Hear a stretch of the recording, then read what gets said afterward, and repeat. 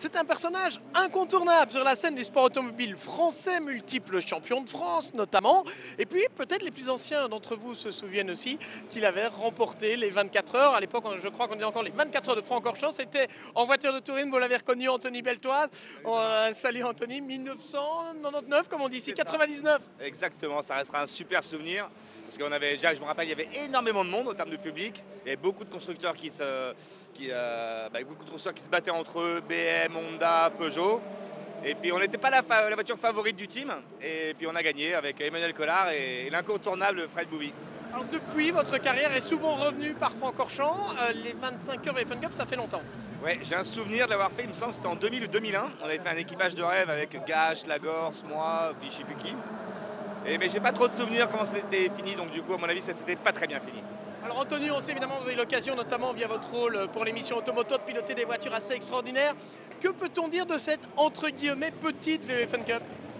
Eh ben, on peut dire que c'est fun. Je trouve que c'est une très bonne entrée en matière pour découvrir le sport auto. Parce que voilà, c'est une voiture qui est quand même assez rassurante, mais qui glisse pas mal. Il y a beaucoup de dérives, mais sans se faire peur.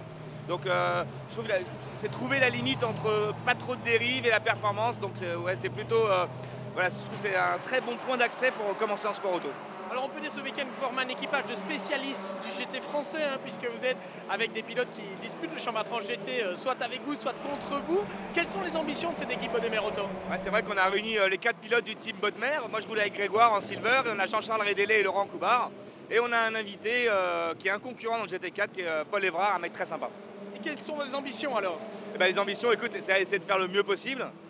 Pas faire de conneries, pas d'accrochage en piste, avoir une bonne lecture des autres pilotes, voilà, éviter un peu tout ce qui peut se passer en piste. Et puis normalement, les chronos devraient être là, on devrait être pas trop mal.